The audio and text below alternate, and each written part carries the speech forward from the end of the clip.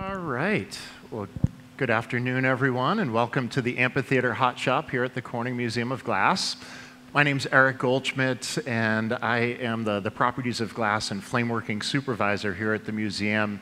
And I want to welcome you to a live stream demonstration.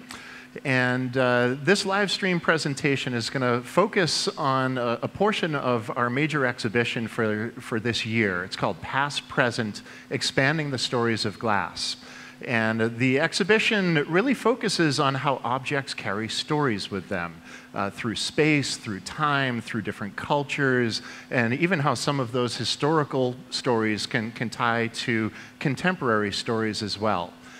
One of the sort of themes that we're covering throughout these stories is a theme of protection. And part of how we work through this protection theme is looking at objects known as glass eye beads. So for today's presentation, we're going to sort of play off of glass eye beads and that theme of protection. So presenting with me today, to my right here is Caitlyn Hyde, who is one of our master flame workers here at the museum and also is quite the master bead maker. So Caitlyn is going to focus in a little more on the traditional eye beads and show us some of the techniques involved in making those ancient objects, also adding a contemporary twist to them. I am going to work on some eye pendants that I've been working on that incorporate some of the techniques that are used by ocularists to make prosthetic glass eyes, so a little more of a realistic human-looking eye. And joining us to give us the more historical perspective, give us a little more information and background on the exhibition and the history of these glass eye beads is our curator of ancient glass, Kate Larson. So Caitlyn and I are going to jump in, get started on the glass-making end of things, and I would like to pass the microphone over to Kate so she can introduce us to the topic of some of the history here and also introduce us to some of the finer points of the exhibition. So thank you, Kate. Thanks, Eric, and good evening, everyone. I'm really delighted to be here and tell you a little bit about Past, Present, Expanding the Stories of Glass, and a little bit about glass eye beads under the theme of protection. So Past Present, which is our, as Eric mentioned, is our current special exhibition right now, open through until early January 2023, was really a curatorial challenge that we gave ourselves in the curatorial department to think in new ways about objects in our collection, to tell different stories with them, to engage them in different ways, to try out new modes of display. So those of you who have been to the exhibition, what you're really looking at is almost kind of like a thought lab, an experimental lab for our curatorial and exhibition development team. And one of the, so here's a few shots here on the slides of what that exhibition looks like for those of you who haven't been to it in person yet. One of the themes that I wanted to look at was these glass eye beads. Glass eye beads are some of the earliest objects made from glass, dating back to 1300, 1400 BCE or so almost 3,500 years ago. Glass artists were making glass eye beads and other objects made from glass. And these eye beads sort of continue in different fashions and become especially popular in the first millennium BCE. So we're talking more than 2,000 years ago, between 2,000 and 3,000 years ago. And what's really interesting about them is that they pop up in places like Egypt, in Syria, in Spain, in Turkey, in the Black Sea area, in Central Europe, and even as far east as Eastern China. So they're made across this huge span of Eurasia over centuries and centuries of time. So when archaeologists find these things, we have to kind of wonder to ourselves, what are these objects for? What did they mean to the people who wore them? And why does it seem like they have so much in common over time? If you look at those images on the slide, you'll see that they have, this is this sort of range of eye beads. There's all these different shapes, sizes, scales, different techniques used to make them, which I'm hoping Eric and Caitlyn will talk to us a little bit about later on. But all kind of have this kind of common theme or resemblance to the eye, which is created by these different layers of different colored glasses. And the eye bead continues even today. Anyone who has traveled in the modern Middle East or Eastern Mediterranean areas might be familiar with this idea of the evil eye, and evil eye beads and pendants. People wear them regularly, and the idea is to sort of protect one from the evil eye, from jealousy, from evil spirits and notions. And by wearing these or hanging them in your car or having them in certain areas, it does offer this sort of protective sense. So it is kind of embracing the theme of past-present. This is really one of those things that has a point of connection in the past that we see in our collection and continues today into the present in really interesting ways. So in the exhibition, we elected to display the beads in the collection on this map, showing all the different places that they were found, and kind of showing that huge geographic range. But what I think is really nice about one of the things we did in the exhibition was we also asked visitors to the exhibition to contribute. And we asked them, you know, the eye bead is one way that people have sought protection, but there are many other ways. And we asked people to use materials provided to kind of write down or draw or share something that gives them a sense of protection. And we've gotten really amazing creative feedback so far. And I'll be sharing some of these with you, perhaps over the next hour, hour and a half or so. So with that, I want to check in and see what Eric and Caitlyn are up to. All right. Well, what I'm working on at the moment is preparing some colored glass and sort of combining a few different shades of blue and some gray and a little bit of an off-white. This is going to provide the really fine details that I'll add to the iris of the eye pendant that I'm working on. And Caitlyn, you want to tell us about what you're up to? Sure. Okay, so I have in my hand a piece of metal wire, and the end of it is dipped in a sort of clay-like material that provides some insulation, so the heat isn't traveling through the metal to my hand. It also is protecting the glass from sticking to the metal. So this is called a mandrel, and the word mandrel means a form that you use to shape something. So there are other kind of mandrels besides this, but this is a bead mandrel. And I can melt glass from a solid rod, which is what I've done here, in the flame of my torch, and drop that glass onto the mandrel while turning the mandrel. And so that means I'm winding the glass around the mandrel. And this is the most basic first step of making a bead. And so you can see it's round because I've been heating it and letting the glass pull itself together into that nice round shape. And that is a natural behavior of glass, that when you melt it, it wants to become round. So if you drop it onto a mandrel, turn it very evenly and keep heating it, you pretty naturally are going to make this, which is your most basic bead. And when it is cooled and the mandrel's pulled out of there, that's where the hole comes from. So this is just a solid black bead, but that would be like the first step of anybody figuring out or discovering how to make a bead. And when you look at the beads in the exhibit, you'll see that a lot of them have exactly this shape, because that's the nature of the glass, to pull itself together into that form when you heat it and rotate it. And so the physicality of the glass and the movement of the worker's hands are what lead to this being what we think of as a kind of standard glass bead. I'm going to do some other things to it, but that's the beginning of most beads that people make out of glass using this technique. So Caitlyn, we're both working with different compositions of glass here. I'm using borosilicate glass, which is a little more in my comfort zone.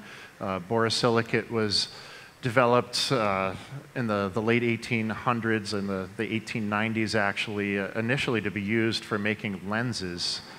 And this glass continues to be used industrially quite a bit for making scientific laboratory apparatus. It doesn't expand or contract nearly as much as most other glasses with temperature change, so it tolerates temperature change really well, and that is one of the things that I like about it. That's part of why I use it for most of my work. It's very friendly for compositional work and some of the structural things that I tend to do. You're using Sodaline glass there. And I know that is really your preference, particularly for work like what you're making right now. Do you want to elaborate on that a bit? Sure.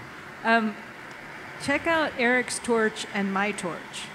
I have just a little baby torch here. It's so sweet and approachable. Look, I can have my fingers this close to the flame, and they're not even hot. So borosilicate glass melts at about 3,000 degrees Fahrenheit.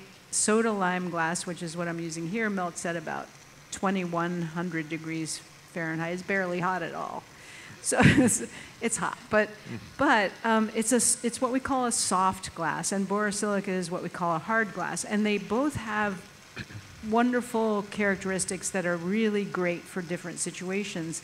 I love borosilicate for sculpting because it's a little stiffer than the soda-lime glass. It holds its shape a little bit better. There are different things that you can do with borosilicate than what you can easily do with soda-lime glass, but soda-lime glass is soft and smooth. When you melt it, it's creamy.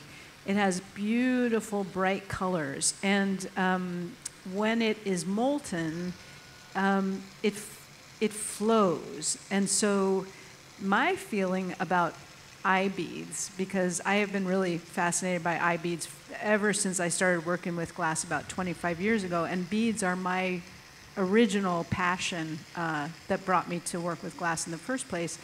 But because of the nature of this glass, when I heat it, when I melt a little bit of glass on the end of a rod and I dab it onto another piece of glass, and you'll see that as I go along, if I do it gently and carefully, it makes a beautiful, perfect dot. And so the dot is the most sort of natural mark that you can make on glass with other hot glass. And when I look at ancient glass eye beads, I think about those people 3,500 years ago, and they didn't have the fancy equipment that we have now, and they didn't have all kinds of research about the chemistry of glass. But glass was behaving in the same way then as it behaves now, this particular type of glass, because soda-lime is the type of glass that people were using early on.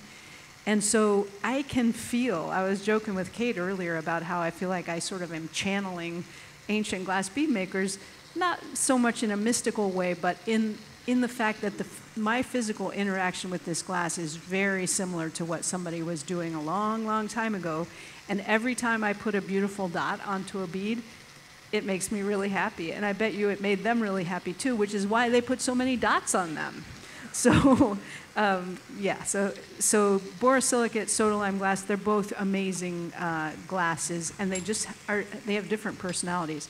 Soda-lime glass tends to have brighter colors. It's not always the case, but there's a range of beautiful, delicate, bright colors in soda-lime glass that lend themselves nicely to doing decorative pattern work. But I think that's a really interesting point, Caitlin, about the fact that the objects you're making now in 2022 physically resemble objects that were made more than 3,000 years ago. And it's really because that's a shape the glass wants to take. It's an inherent property of glass. You're using the same sort of glass chemistry that was used for most of glass history, these soda-lime batches. And that's why the physical similarity of these objects is really striking and holds true over time. I didn't go into too much detail in my earlier remarks, but the eye beads in China are some of the earliest forms of glass that were made in China, as well as in the Mediterranean. So one of the first things glass makers do in different parts of the world is make glass eye beads. Once they figure out how to make glass, and they're working on shaping it, they start making eye beads. So I think exactly what Caitlin said, something about it made them happy to make those little circles and start to build them up in layers and make different sorts of patterns with them. Ooh, I want to add something. And this, I don't know if you'll be able to see this or not, but Eric and I were talking about this earlier, that when you look at one of those beads with all the dots on them, the Chinese Warring States beads in particular, because there's piles of dots stacked up and making sort of horn shapes. To be able to have the skill to put those dots in place at the right moment with the right heat over and over and over again, That's no accident.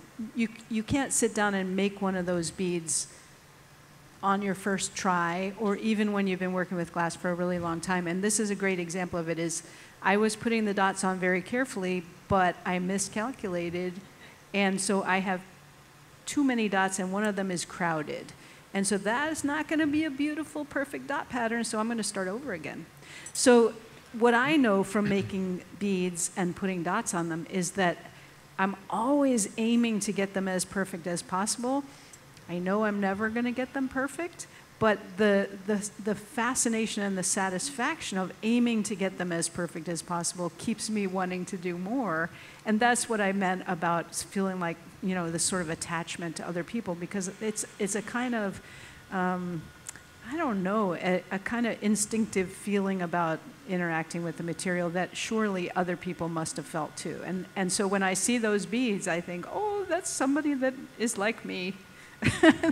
And loves that amazing, meticulous detail work. So yeah. So I'm starting another bead now. And that definitely happens in the ancient ones too. We're a museum. We like to show the beautiful, pretty, perfect objects, but there are certainly plenty of eye beads out there that are like Caitlyn's poor cast-off little bead there. And if this gets buried in the ground, it could last for thousands of years. That's right. So we talked a little bit, or Caitlyn, you mentioned, you know, look at the difference in the torches that the two of us are using. How about the difference in heat sources between what we're using and what those original eye beads would have been made over? What would that have looked like, Kate?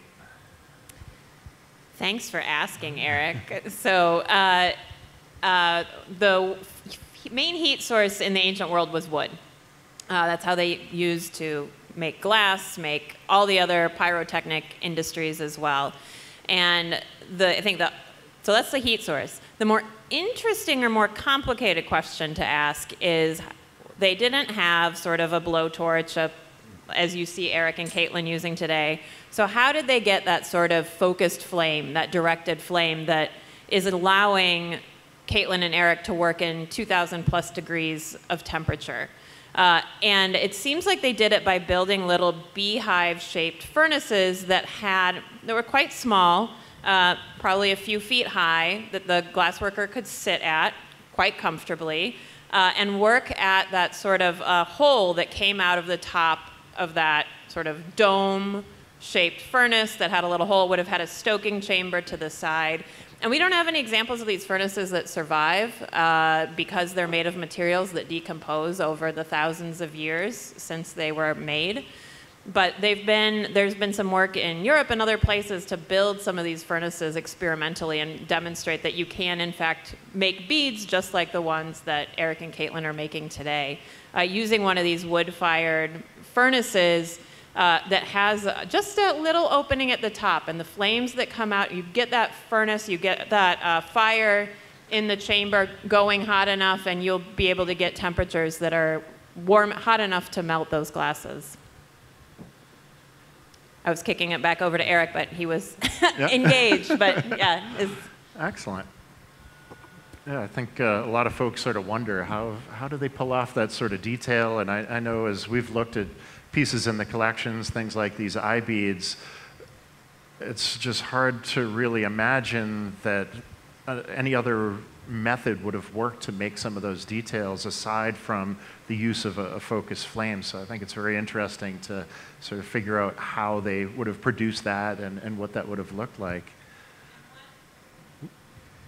And one of the most, I think, striking differences that working in that way allows you to do, using these focused flame technologies, including flameworking and lampworking, is that you can shape the glass at the same time that you're heating it. When you watch our glass blowers, they always have to go back into the reheating chamber and then bring the glass back out in order to shape it. So they're constantly in a cycle of in the furnace, reheating, get the glass really, really hot or up to the temperature they need, and then they have to bring it out, work it as quickly as they can, do what they need to do, and after a minute or two, it needs to go back in and reheat. if you look carefully at what Eric and Caitlyn are doing and what they would have done in the ancient world too, they're able to do more work while heating the glass. So it's a different sort of rhythm to that work that allows you to create different shapes and gives you kind of different opportunities. So as Eric was saying, when we look at some objects in the collection, it's clear that they must have been made using something that they had to be able to heat the glass at the same time they were shaping it. All right, so I'm going to dive into a little more of the detail of what I've been up to here. So this is a very different style of pendant than a traditional glass eye bead. And as I mentioned at the beginning here, I'm sort of using some of the techniques that are used by ocularists, by folks who actually make prosthetic eyes. And there are not many of those folks still practicing that craft these days. We know that prosthetic glass eyes were made at least as far back as the 1600s. There are Italian glassmakers that are documented as having done that back then. There is documentation about French glassmakers making prosthetic glass eyes in the 17 and 1800s. But some of the early glass eyes, they had some sort of physical problems with them. The glass compositions that were used would actually start to dissolve with exposure to tears. So you wind up with a piece of glass that gets a rough surface, and you're blinking your eyelid over a rough surface. Of course, that's going to start to irritate the eyelid and maybe even cause infection eventually.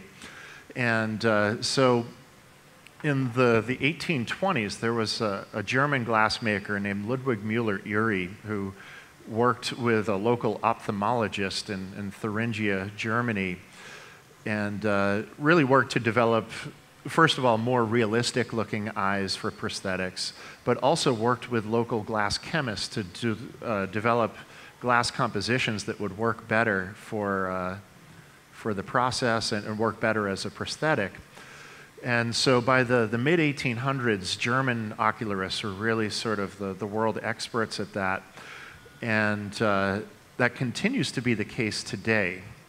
So German ocularists would actually travel the world to work with patients, even come here to the US to work with folks. And well, eventually they shared the techniques. So there were ocularists who were making prosthetic eyes all around the world. But they were still dependent on the materials coming from Germany to make a proper prosthetic.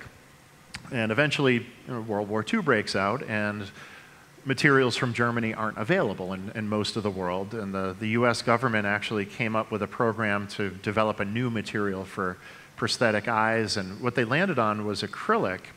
So most of the world makes prosthetic eyes out of acrylic, but in Germany and a few other countries around Germany and Central Europe, we still see folks making prosthetic glass eyes. And so I'm using some of the techniques that I've picked up by spending time with some of these folks. And part of making a very realistic eye involves using twisted canes of color. So if you're watching closely as we first started off, I took a few different shades of blue and a gray glass. I layered them over a piece of clear glass. I heated that all up, twisted and pulled. So I got a very fine, what we call a twisty cane or a filigrana cane. This gives me the really fine details of the iris. And so it makes for a fairly realistic looking eye. And at this point, so far I've added some of the stripe detail, and I added a black dot in the center there. So we've got our pupil in there as well. The next step for this, I'm going to add a layer of clear glass over the top of it as a lens, and that'll give more depth to the eye. It'll also magnify all the stripe detail in there. Now, again, this is a departure from the traditional glass eye beads that we're referring to in the exhibition, but I found a really unique parallel. In speaking with these ocularists, we of course discuss technique, we talk about glass compositions, all these technical things that glassmakers discuss.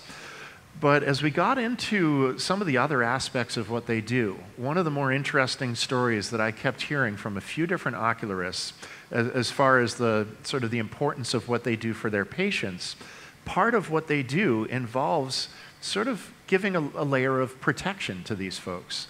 Now imagine you're missing an eye, whether it's due to an injury or some other issue, and you're walking around in public and you're missing an eye, and people might be surprised by that. They might stare at you, they might point at you, sort of make you feel uncomfortable in public settings.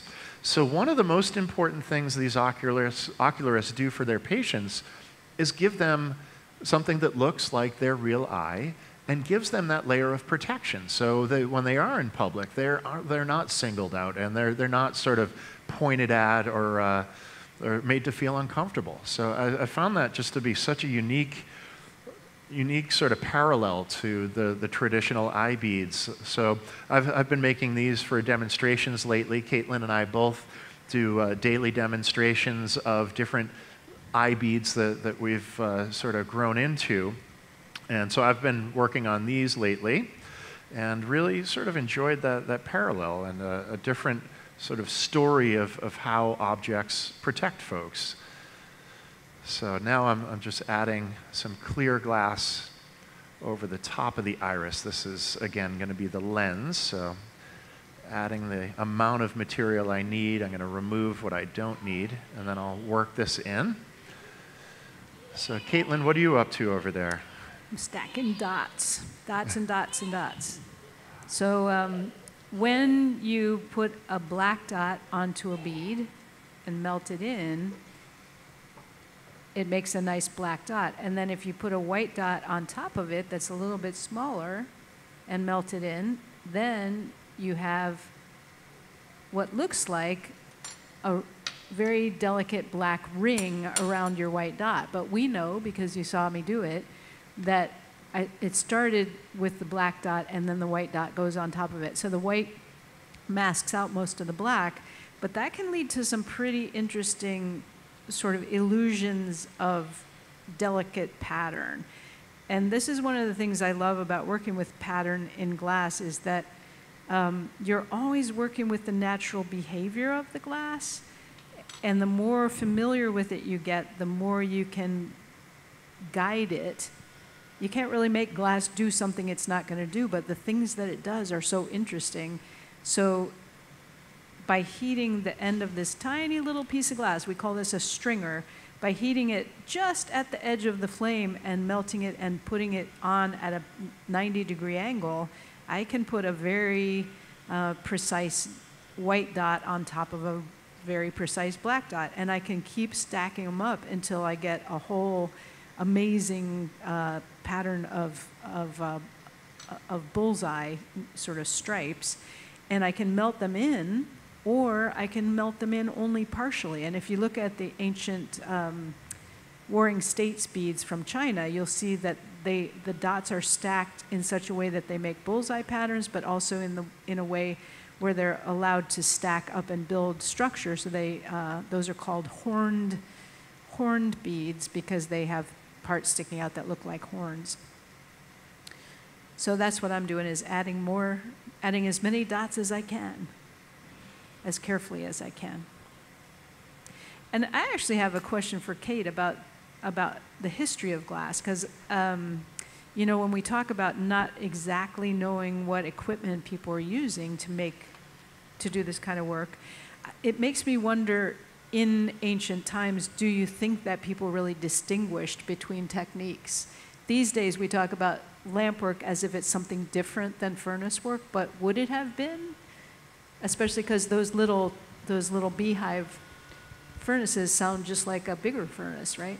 Yeah, that's a really interesting question. I think of course it's impossible to know for sure, so you kind of have to speculate, but most likely those little beadworking beehive-shaped furnaces that I just described would have been used to make all forms of glass.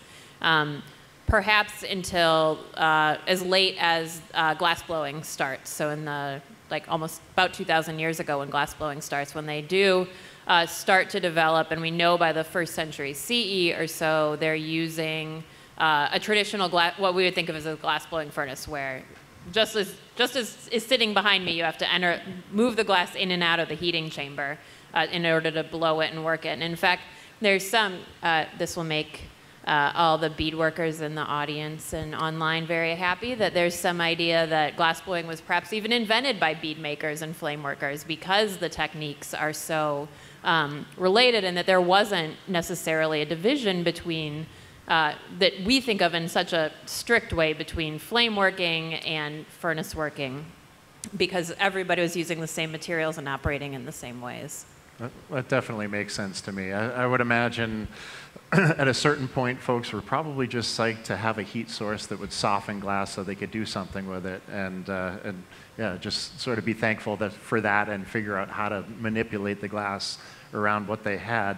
So we'll show this up to the camera here.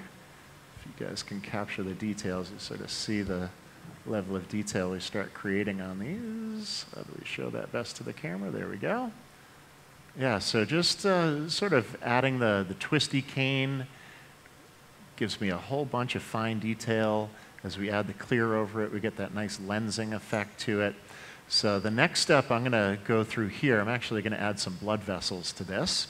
So I've got some red colored glass here. I actually combined a couple different red glasses. I'm going to pull this extremely thin. And as you pull glass really thin, the color can thin out as well. So to get something that was dense enough to work for this purpose, I combined a couple different red glasses. At the base layer is this really bright opaque red, and I coated that with a darker transparent red. So it gives me a really dense red colored glass. And that was another one of the more unique things that I learned about in getting together with some of these ocularists. The red glass they use is very specialized, and it's actually extremely expensive as well. When I bought some a few years ago for demos we were doing here, it was 2,200 euro per kilo, which most of the colored glass that we use around here in the hot shop is probably maybe $40 to $80 per kilo. So quite a difference there. And so to make really thin glass for blood vessels, I'm just going to touch and pull that really, really thin. So the faster I pull, the thinner it gets. This is, maybe as thin as a human hair, so pretty tricky to handle. Also tricky to apply, hard to even see at the moment. So to apply this, I'm going to adjust my flame a little bit, soften it up a little, and I just sort of soften the white of the eye a little bit. And I'm just going to try to wave this red glass over it and get little bits of it to stick to the surface. You can sort of see it flash orangey as it comes through the flame. And we'll grab that other little piece here as well. Just sort of lay some little bits of that onto the surface, and I'll pull a little bit more. So to become an actual ocularist, it's actually about a 10-year training program. I'm a long ways from that. I've been working glass for 26 years and sort of playing around with some of these techniques, but this is nowhere near the sort of quality level of a true ocularist. But nice to be able to play with these techniques and come out with some pretty cool results with this stuff. So we'll add a little more of this red for some more blood vessels on here. And once I get a bunch of the red laid on here, I'm actually going to use some white glass, pull it very thin, and lay on some threads of the white. That's going to help to break up some of the threads of the red to make them look more natural, like a true blood vessel should look on an eye. And you can see as I heat that glass where the red stripes really are. They glow orange when they get hot enough. So I'm going to fuse these in. And as I continue heating the glass to fuse in those red lines there, the tube is collapsing a little bit, and I'll blow it out to inflate it a little more. Now, Caitlyn touched on how we sort of work with the inherent properties of glass as glass makers, and that affects our techniques, it affects our designs. And that is quite true with these glass eyes as well. I count on a characteristic of molten glass, surface tension. As you heat glass, it wants to pull itself into a ball. And so as I'm creating the iris, and also as I'm sort of melting in these red stripes for the blood vessels, I'm counting on the fact that the glass wants to be round. And as I heat it properly, it will make itself round. Now, when I first started creating the iris, I started with sort of a background color of a nice blue-colored glass. This is going to be a blue eye. And I inflated that blue dot, so it had a little bit of an air cavity behind it.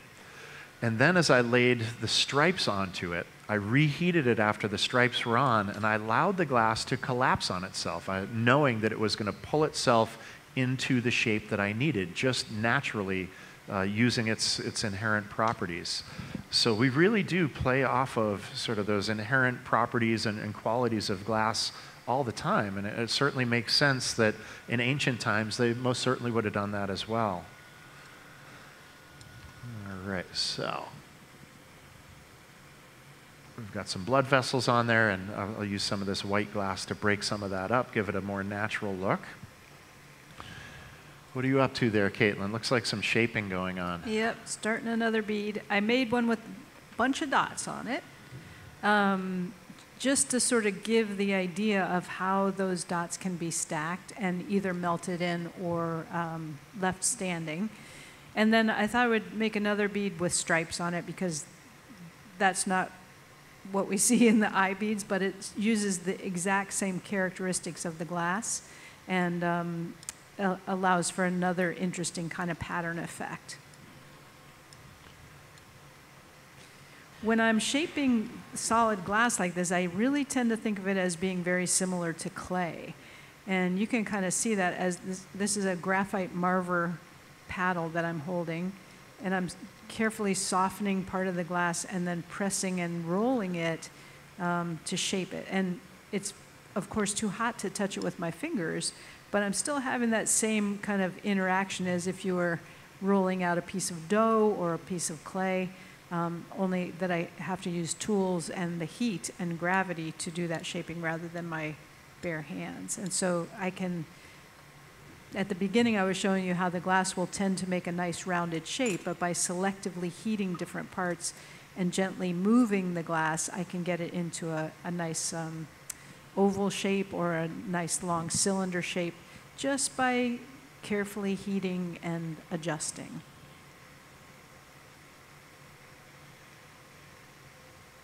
So Caitlyn, how long does it take you to make, like what's the sort of range of time, depending on complexity, that it would take you to make an eye bead? To make one of the big ones, I could work on that for 45 minutes or an hour. And then there's a really tiny one that wouldn't take as long. But yeah, and the reason it takes a long time is that for each step of the process, you have to have each part of the glass you're working with at the right temperature. So you can't just go fast. You have to wait for each bit to be the right temperature, and you have to carefully heat and cool different parts. And so it has this really interesting interactive feel to it, almost like you're collaborating with the glass to get the shapes and the patterns that you want. And so that's another reason I'm using this smaller torch. I could make beads on a big torch like that, but the fact that with this torch I can get close up and I can have my fingers right next to the glass and right next to the flame, and I can just carefully take the time to get each part in position and at the right temperature. That's part of what allows the precision work to happen. You know, as you say that, it made me, so when we look at the ancient eye beads, the majority of them are made the way Caitlyn's making them tonight, which is to build up those sort of stratified dots, one on top of the other in different colors to create those rings. But sort of around 300, 200 BCE or so, we start seeing some eye beads that are made instead with cut cane examples, so using small pieces of glass that have been cut kind of like a sushi roll to kind of create those rings. So they're prefabricated canes that have these rings.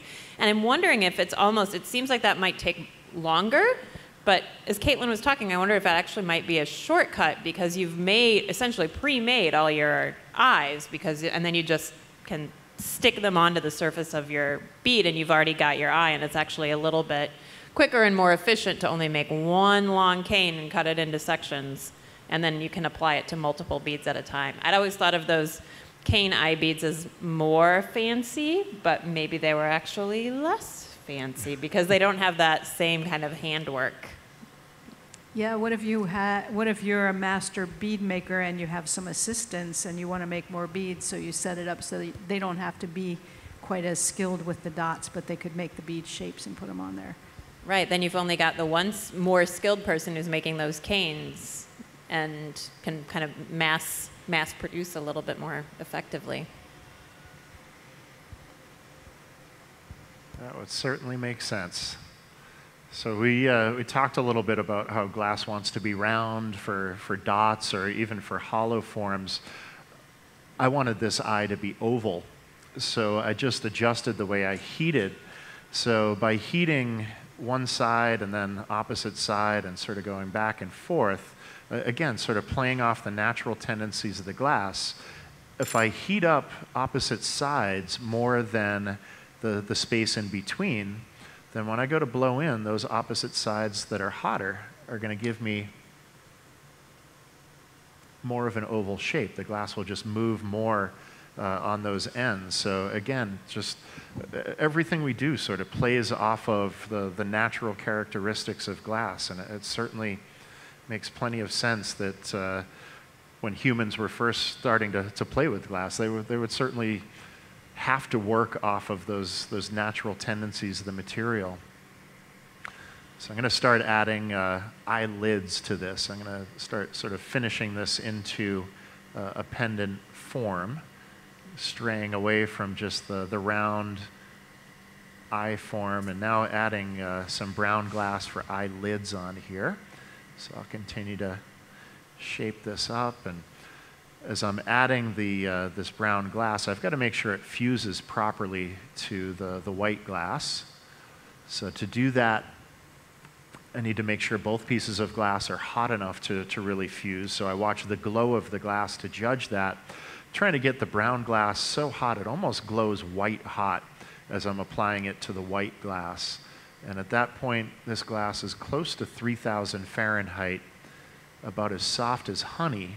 So it really flows right onto that white glass. I'm also heating up the white glass about as much as I can without it collapsing. So trying to get those layers to really fuse together. And that is another big difference between the glass that I'm working with here, the borosilicate, and the Sodaline glass that Caitlyn is using and that would have been used for the ancient eye beads as well. It flows much more easily, so it certainly makes sense for the sort of pattern work that would be a preferred glass. So just getting this all fused together here. And as we add the eyelids, it starts to get even a little more realistic. And one of my favorite things about working with these techniques here is as you continue to add layer after layer, you're sort of working away, you're focused on what you're doing, all of a sudden you look at what you've accomplished and it's staring back at you, which always makes for an interesting moment. Sometimes it's a little shocking, but these are quite a bit of fun. Do you find that each one kind of ends up with its own personality, Eric? When I'm making them, absolutely, yeah. Probably for a true ocularist who is a lot more consistent with this craft, I'm sure they're getting more consistent results, but yeah, mine most certainly have their own personalities, and trying to get more consistent with them, and it's happening, but again, it's a long road to really get consistent with this stuff. And I also have never had the full instruction of a true ocularist education, so I'm a long ways off from that, but still able to have plenty of fun and make some pretty cool representations.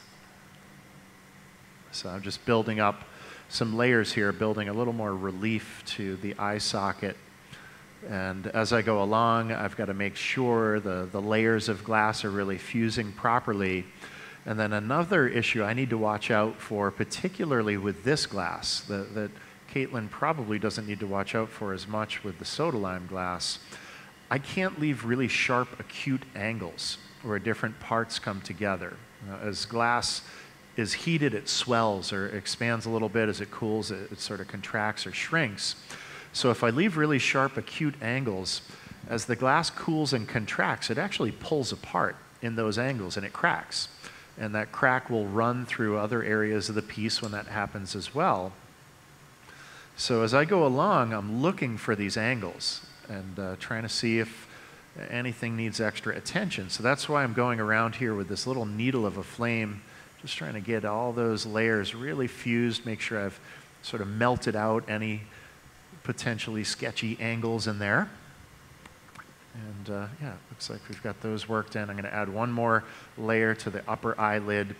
And then the way I've been sort of finishing these is to add a border of a corresponding color to the iris. So I'm going to put a border of some nice cobalt blue transparent glass around the outer edge of this. And I kind of like to use the blue for these because that does sort of harken back to those ancient eye beads. It seems most of them are blue and white. Is that correct, Kate? It seems like that's the majority of the colors that I've seen on those. Yeah, blue and white. Right. Which is incidentally like the main color of most glass of that period as well. So it's another sort of instance of the form almost follows the function. Then you've got the blue and white, and sort of start creating those dots. There, yeah, it kind of comes to life in this way and has some of this resemblance. Well, and that sort of eerie feeling that Eric was talking about when the eye starts looking back at you, that kind of ties into what we were talking about earlier of we call these eye beads because that's how historians have interpreted them, but did the people making them intend them to look like eyes? Did they make them and then go, ooh, that looks like an eye? Or did somebody else come along and say, hey, that looks like an eye?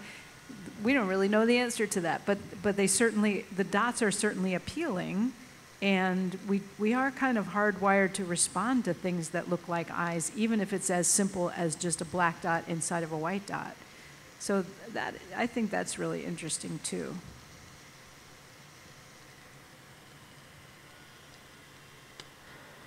I'd like to share some of the comments, since we're talking a little bit about protection and the theme of protection, some of the comments from visitors about what they feel like has given them protection. As I mentioned, we asked them this in the exhibit, so we have, so I'll just read some of these that I think are really beautiful and inspirational in interesting ways. And we actually have a slide of some of these, if we could pull that up quickly. I love you, Mom. You always help me. You gave me a house. You gave me everything. I love you. I feel protection because I have good health care and I'm in a loving community. I also feel protection from my friends and family. Nature's beauty also makes me feel safe. Blankets in bed, the stars in the sky. There were incidentally a lot of cards. A lot of people feel safe and protected in bed, which sort of feels nice and a nice cozy space. Yeah, so just a few comments from visitors about things that make them feel protected. That is one of the great things about this exhibit. It really engages our guests to consider the themes and consider how they're affected by those themes in their lives as well. Really a unique way to interpret things. So just getting this blue border around here. Caitlyn, looks like things are getting pretty intricate over there. Yep. Now I got stripes with dots on top of them. You can see it makes me happy. There's something so appealing about the carefulness of it to me in the process. And I think that's what makes me think that it must have been appealing to that person in 600 BC too, because otherwise, why would you bother? You know, why would you keep adding more dots and sort of competing with yourself to see how many you can add? And I noticed the one you're doing right now, Caitlyn, looks like you're leaving some of the dots a little bit more proud. Yep. Than on your previous one, yep. Which, as you mentioned, was something we see. And so you mentioned that's really just about controlling the heat right, on the bead. You got to heat them enough to adhere them, and then get them out of the flame before they go flat, and then do that consistently throughout the pattern, or else then you have weird, combinations that are. Now imagine, now imagine doing that over a wood-fired flame that you don't get that nice, consistent spire of heat in the same way. And probably sitting on the ground. Yeah. Without having protective eyewear like you wear to be able to see through the flame and see the glass a little bit more clearly. So we've had a couple questions come in from our friends on the internet out there. One question was asking what colors I included in the twisty cane that I created for the iris cane for this. So what did I use? I used pewter from Roger Paramore's New Color Company. That's the gray that I used. Some peacock from Glass Alchemy, and some Blue Moon from North Star Glass, and I also used a little bit of periwinkle from North Star. So mixed those all together, twisted and pulled, or laid stripes of each of those, twisted and pulled. And then there was another question, how to get into this type of glass making. Were they referring to being an ocularist, or just flameworking in general, or flameworking in general? Good question. Well, they could take a look on our website, cmog.org, and take a look at the different classes that we offer here. So we have one of many public access glass studios across this country, and bring instructors in from all around the world to teach their specialties here. So if you take a look at our class offerings, we have classes that run from complete beginner to very advanced. So you could come here to learn at our studio, or take a look online for flameworking classes, and you might be surprised how many you find out there. There really are quite a few people teaching these days, and it's a lot easier to get information on glass making nowadays than it was when these ancient eye beads were made, I'm sure. So yeah, plenty of avenues. So I'm taking another step here to finish this into the pendant. I'm going to remove the rest of the white glass that's sort of behind the pendant material. So I'm just going to attach this rod of clear glass temporarily to the front of the eye. I'll flip this around, and I'll do what's known as a flame cut. I'll sort of heat an area where I want the glass to cut apart, soften that up. As I come out of the flame, I'm going to blow into the tube and pull my hands further apart, which is going to make the glass that I've heated very, very thin. Once it's thin enough, I can pop a hole, and then I'll point the flame into that hole, and it will just sort of cut its way through the rest of the thinned out white glass. So getting this nice and soft. I'm going to come out of the flame in just a moment here.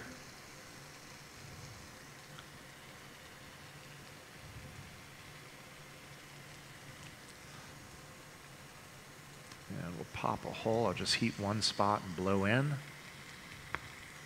And then just feed the flame into the hole, and it just sort of carves right through that very thin glass. And we can peel this away.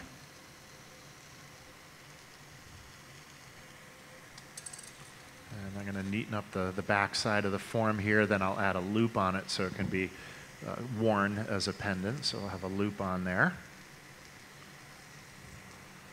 Caitlyn, you don't have to worry about putting a loop on the bead because Nope. you've already built it with the loop sort of first. Yep, it's got a hole right through it. Mm-hmm.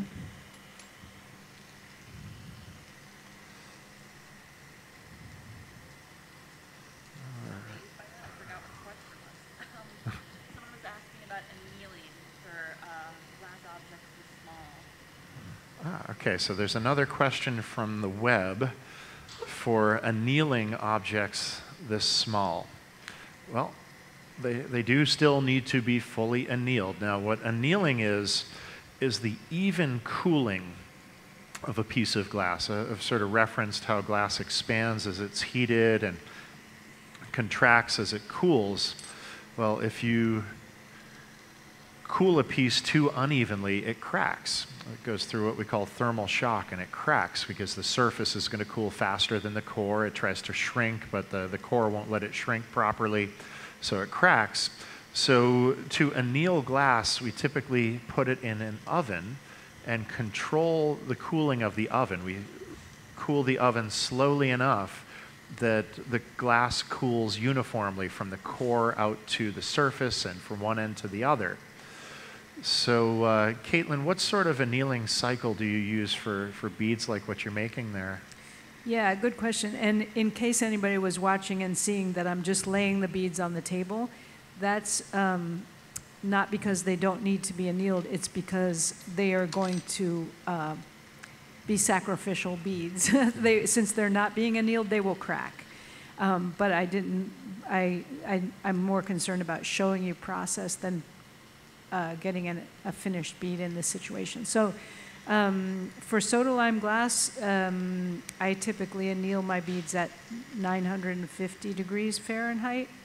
And if you think about the thickness of the glass and the fact that it has a hole through the center, even a rather large bead is going to be probably less than a ½ inch thick. The bead might be wider than that, but since there's a hole in the middle, the wall of the glass is going to be fairly thin, and so it doesn't need to be annealed a really long time.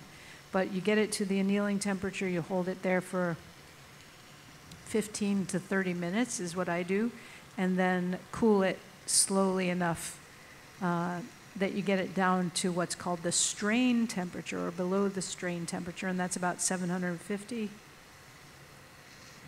And you do that, you cool that slowly between 950 and 750, and then you can let it start to cool a little faster after that. So depending on what you're making, the thickness of it, the type of glass you're using, you're going to have different kinds of schedules for your annealing. And I mentioned how the borosilicate glass that I'm working with here tolerates temperature change better than many other glasses, and that's why it really was developed for scientific labware. And so to anneal this piece here, I would put it in a 1050 degree Fahrenheit oven, let the piece soak all the way through, which this is fairly thin, so it would probably soak through in under an hour. And then I would, with my annealing oven, I'd just shut it off, and it would cool down to room temperature over maybe 5 to 6 hours. That is plenty of time for an object this small and this thin to anneal in borosilicate. So I'm just about finished with this. And in the ancient world, just to jump in quickly, I know you're about done, Eric, but we don't know too much about how they annealed, other than they must have, because the objects survive. But especially for something small like beads, just to put it in sand. Olive pits, piles of olive pits have been found in some glass workshops that they could have used. So just something that has pretty good thermal insulation to allow the bead or whatever object to cool down slowly. Even the ashes of a fire or something like that to kind of bring it down temperature. Nice, you use what you've got. Makes sense. That sort of fits the theme here today. And these days we've got the internet, so if you're looking for information about how to anneal, there's lots of information out there specifically about your type of glass, the temperatures, the amount of time that's required for them.